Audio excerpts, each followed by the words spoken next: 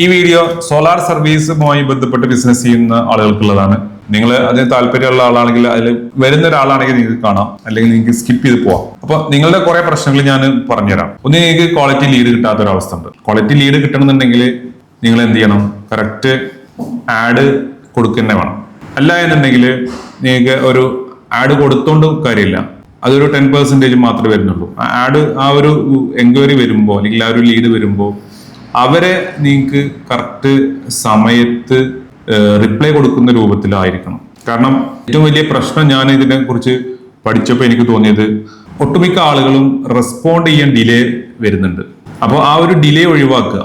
പിന്നെ ഏത് ലീഡ് വന്നു കഴിഞ്ഞാലും അതിനെ ഒന്ന് നർച്ചർ ചെയ്യുക എന്ന് പറയും. ഒരു ചെടിക്ക് വെള്ളവും വളവും അതുപോലെ അതിനു വേണ്ട മറ്റുള്ള കാര്യങ്ങളും ഇതെല്ലാം കൊടുക്കുന്ന പോലെ തന്നെയാണ്, ആ ഒരു പ്രോസസ്സ് പോലെ തന്നെയാണ് നമ്മുടെ ലീഡിന്റെ നർച്ചറിങ് പ്രോസസ്സ്.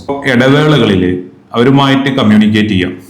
ഇന്നിപ്പോ ഒരു ലീഡ് വന്നു കഴിഞ്ഞാൽ നിങ്ങൾക്ക് അത് കൺവേർട്ട് ആയിട്ടില്ല എന്നുണ്ടെങ്കിൽ അതിനർത്ഥം അവർ നിങ്ങളുടെ ടാർഗറ്റ് ഓഡിയൻസ് അല്ല, അല്ലെങ്കിൽ നിങ്ങളുടെ ഒരു ക്ലൈന്റ് അല്ല എന്നല്ല. അവരുമായിട്ട് നിങ്ങളൊരു വീക്കിലി അല്ലെങ്കിൽ മന്ത്ലി ആ രൂപത്തിൽ അങ്ങനെ ഓട്ടോമേറ്റഡ് ആയിട്ടുള്ള ഒരു മെസ്സേജിങ് സിസ്റ്റത്തിലേക്ക് കൊണ്ടുപോയി അത് അങ്ങനെ നർച്ചർ ചെയ്ത് കൊണ്ടുപോവാം. അപ്പോൾ നിങ്ങൾക്ക് എന്താണ്, ഒരു ലീഡ് കിട്ടാൻ നിങ്ങൾക്ക് ഒരു 50 രൂപ ചെലവുണ്ട് എന്നുണ്ടെങ്കിൽ ആ പുതിയ ലീഡിനെ തേടി പോകുന്നേക്കാളും എളുപ്പമാണ് ഇവിടെ പഴയ ലീഡിനെ നർച്ചർ ചെയ്യുക എന്ന് പറയുന്നത്. ഒരു 10 രൂപക്ക് അല്ലെങ്കിൽ 10 രൂപ നിങ്ങൾ അതിൽ ഇൻവെസ്റ്റ് ചെയ്യണമെന്നുണ്ടെങ്കിൽ നിങ്ങൾക്ക് 10 തവണ മെസ്സേജ് അയക്കാം. തീർച്ചയായിട്ടും ഈ ഒരു സ്ട്രാറ്റജിയാണ് വലിയ വലിയ കമ്പനികളെല്ലാം ചെയ്തുകൊണ്ടിരിക്കുന്നത്. അത് ഇമെയിൽ മാർക്കറ്റിംഗ് മുഖേന ചെയ്യാം, വാട്സപ്പ് ഉപയോഗിച്ച് ചെയ്യാം. ഇതെല്ലാം ഓട്ടോമേറ്റഡ് ആയിരിക്കണം എന്ന് മാത്രം. മാനുവലായിട്ട് നമുക്ക് ചെയ്യാൻ കുറെ പരിമിതികളുണ്ട്. ഇതിന് പുറമെ പിന്നെ വരുന്നതാണ് ഹെവി കോമ്പറ്റീഷൻ. നിങ്ങൾ ആഡ് ചെയ്യുന്നുണ്ടാവാം, നിങ്ങളുടെ ആഡുകൾ പ്രതീക്ഷിച്ച റിസൾട്ട് കിട്ടുന്നുണ്ടാവില്ല. കാരണം നിങ്ങളെ പോലുള്ള ഇഷ്ടം പോലെ കമ്പനികൾ ആഡ് ചെയ്തുകൊണ്ടിരിക്കുന്നുണ്ട്. അപ്പോൾ ഇതിലെല്ലാം ഈ ഒരു യൂസർ കണ്ടുകൊണ്ടിരിക്കുമ്പോൾ കുറച്ച് ആഡുകളിലെല്ലാം അവർ റിപ്ലൈ ചെയ്യും, ബാക്കിയുള്ള ഇതിൽ അവർ സ്കിപ്പ് ചെയ്ത് പോകും. അതുപോലെ നിങ്ങളുടെ സ്റ്റാഫിന്റെ അല്ലെങ്കിൽ ഈ ഒരു മാർക്കറ്റിംഗുമായി ബന്ധപ്പെട്ട് നിങ്ങൾ പ്രവർത്തിക്കുന്ന സ്റ്റാഫിന്റെ പ്രൊഡക്ടിവിറ്റിയിലും അവരുടെ ഒരു പെർഫോമൻസിലും വളരെയധികം പ്രശ്നങ്ങളുണ്ട്. കാരണം ഇതെല്ലാം മാനുവലായിട്ട് ചെയ്യുന്നത് കാരണം അവര് ഇതിലെല്ലാം ഇൻവോൾവ്ഡ് ആണ്. ഒരു ദിവസം ഒരു 40 ലീഡ് വരുന്നുണ്ട് എന്നുണ്ടെങ്കിൽ അതിൽ ചിലപ്പം ഫുള്ളായിട്ട് അന്ന് കോണ്ടാക്ട് ചെയ്യുന്നുണ്ടാവില്ല. ഇനി വന്നാലും ആ വരുന്ന സമയത്ത് കോണ്ടാക്ട് ചെയ്യുന്നില്ല. അപ്പോൾ ഒന്നിലേക്ക് വിളിക്കുമ്പോൾ അവര് റെസ്പോണ്ട് ചെയ്യൂല, അല്ലെങ്കിൽ ബിസി ആയിരിക്കും, അല്ലെങ്കിൽ മറ്റുള്ള ആ ഒരു രൂപത്തിലായിരിക്കും. സ്വാഭാവികമായിട്ടും അത് അവരുടെ പെർഫോമൻസിന്, നിങ്ങളുടെ സെയിൽസിനെ എല്ലാം ബാധിക്കും. ഈ ഒരു സ്ട്രാറ്റജിയാണ് വലിയ വലിയ കമ്പനികളെല്ലാം ചെയ്തുകൊണ്ടിരിക്കുന്നത്. അത് ഇമെയിൽ മാർക്കറ്റിംഗ് മുഖേന ചെയ്യാം, വാട്സപ്പ് ഉപയോഗിച്ച് ചെയ്യാം. അതുപോലെ പിന്നെ വരുന്നതാണ്, നമുക്ക് വെറുതെ ഒരു ലീഡ് കിട്ടിയോണ്ട് കാര്യമില്ല, ഒരു എൻഗേജ്ഡ് ലീഡ് ആയിരിക്കണം. അപ്പൊ അവിടെയാണ് നമ്മൾ ഒരു വിർച്വൽ അസിസ്റ്റന്റിനെ ക്രിയേറ്റ് ചെയ്തിട്ട് ആ ഒരു വിർച്വൽ അസിസ്റ്റന്റുമായിട്ട് അവർ ചാറ്റ് ചെയ്ത് അങ്ങനെ കൊണ്ടുപോകുന്നു. ഇന്ന് ഞാൻ പലരോടും ചോദിക്കുമ്പോൾ പലരോടും ഈ ഒരു സംഭവത്തെ കുറിച്ച് പറയുമ്പോൾ ഇതെല്ലാം ഒരു ഓട്ടോമേറ്റഡ് ആയിട്ടുള്ള ഇതല്ലേ, ഇതിനോടൊന്നും ആളുകൾക്ക് റെസ്പോണ്ട് ചെയ്യാൻ താല്പര്യമില്ല എന്നുള്ളതാണ്. പക്ഷേ നിങ്ങളുമായിട്ട് ഒരു കമ്മ്യൂണിക്കേഷൻ, കോൺവെർസേഷൻ നടത്തിയിട്ടുള്ള ഒരു ലീഡും ഒന്നും നടത്താതെ നിങ്ങൾക്ക് വരുന്ന ഒരു ലീഡും തമ്മിൽ വ്യത്യാസമുണ്ട്. നിങ്ങൾ നോക്കിക്കോ, ഈ ഒരു സംഭവം ഇതിന്റെ ഒരു എണ്ണം കൂടുകയേ ചെയ്യുള്ളൂ. അല്ലാതെ നിങ്ങൾ വിചാരിക്കുന്ന പോലെ അല്ല കസ്റ്റമർ വിചാരിക്കുന്നത്. അവർക്ക് ഓൺ ദ സ്പോട്ടിൽ ഇൻഫർമേഷൻസ്, അതിന്റെ ഡീറ്റെയിൽസ് വേണം. അത് കൊടുക്കാൻ നിങ്ങൾക്ക് പറ്റില്ല എന്നുണ്ടെങ്കിൽ നിങ്ങൾ എന്ത് ന്യായീകരിച്ചിട്ടൊരു കാര്യമില്ല. പിന്നെ ഇൻകൺസിസ്റ്റന്റ് ഫോളോ അപ്പ്, കറക്റ്റ് സമയത്തുള്ള ഫോളോ അപ്പ് ചെയ്യുന്നില്ല. ഇത് നിങ്ങൾക്ക് മാനുവലായിട്ട് ചെയ്യാൻ ഒരിക്കലും പറ്റില്ല. കാരണം അത്ര അധികം ലീഡ് വരുമ്പോൾ നിങ്ങൾക്ക് ഒരിക്കലും ചെയ്യാൻ പറ്റില്ല. അപ്പൊ നിങ്ങൾ എന്ത് ചെയ്യുക, അതിനെ ഓട്ടോമേറ്റ് ചെയ്യാം.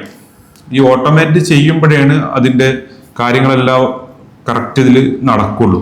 അപ്പോൾ അതിന് എന്ത് ചെയ്യണം എന്ന് വെച്ച് കഴിഞ്ഞാൽ നിങ്ങൾ വാട്സപ്പിന് ഓട്ടോമേറ്റ് ചെയ്യാം. ഞാൻ അതാണ് ചെയ്യുന്നത്.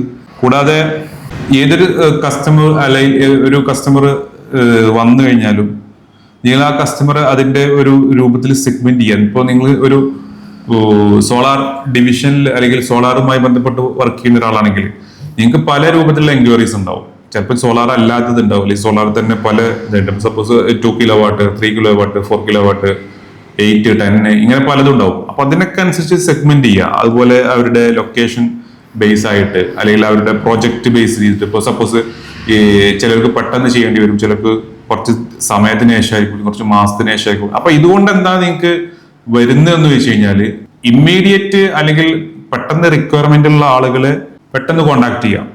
മറ്റുള്ളവരെ കുറച്ച് ഡിലേ ആയാലും പ്രശ്നമില്ല, കാരണം അവർ അത്ര അർജൻസി ഇല്ല. അർജൻസി ഉള്ളവർക്ക് പെട്ടെന്ന് മീറ്റ് ചെയ്ത് അവരുമായി പെട്ടെന്ന് കമ്മ്യൂണിക്കേറ്റ് ചെയ്ത് കൊണ്ടുപോകാം. പിന്നെ പേഴ്സണലൈസേഷൻ, ഇന്ന് മാർക്കറ്റിംഗിൽ ഏറ്റവും ഇമ്പോർട്ടന്റ് ആയിട്ടുള്ള ഒരു സംഭവമാണ് പേഴ്സണലൈസേഷൻ. നിങ്ങൾക്കൊരു മെസ്സേജ് വെറുതെ ഒരു രൂപത്തിൽ മെസ്സേജ് കിട്ടുന്നതും നിങ്ങളുടെ കുറച്ച് ഡീറ്റെയിൽസ് എല്ലാം ഉൾപ്പെടുത്തിയ പേര്, മറ്റുള്ള കാര്യങ്ങൾ, പിന്നെ നിങ്ങളിപ്പോൾ ഒരു പ്രൊഡക്റ്റിനെ കുറിച്ച് എൻക്വയറി നടത്തില്ല, അതെല്ലാം അതിനെ കുറിച്ച് ഉൾപ്പെടുത്തിയിട്ട് വരുന്ന ഒരു മെസ്സേജും തമ്മിൽ വളരെ വ്യത്യാസമുണ്ട്. അതാണ് പേഴ്സണലൈസേഷൻ എന്ന് പറയുന്നത്. അപ്പൊ ആ പേഴ്സണലൈസ്ഡ് ആയിട്ടുള്ള മെസ്സേജുകൾ അയക്കാൻ നോക്കുക. പിന്നെ ഞാൻ പറഞ്ഞു റിയൽ ടൈം കമ്മ്യൂണിക്കേഷൻ.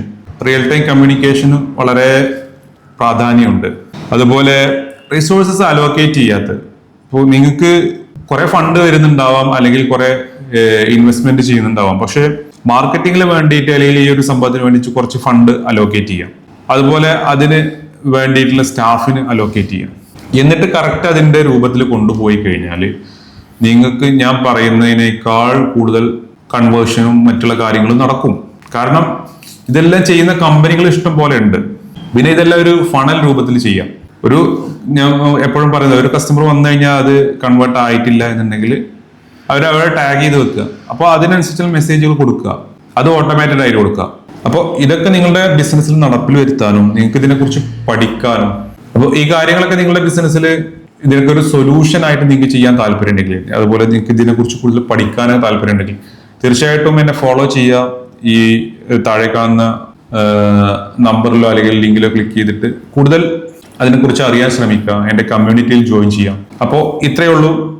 എനിവേ, നിങ്ങൾ ഒരു ഡിസിഷൻ എടുക്കുക, ഒരു ആക്ഷൻ എടുക്കുക. Thank you so much.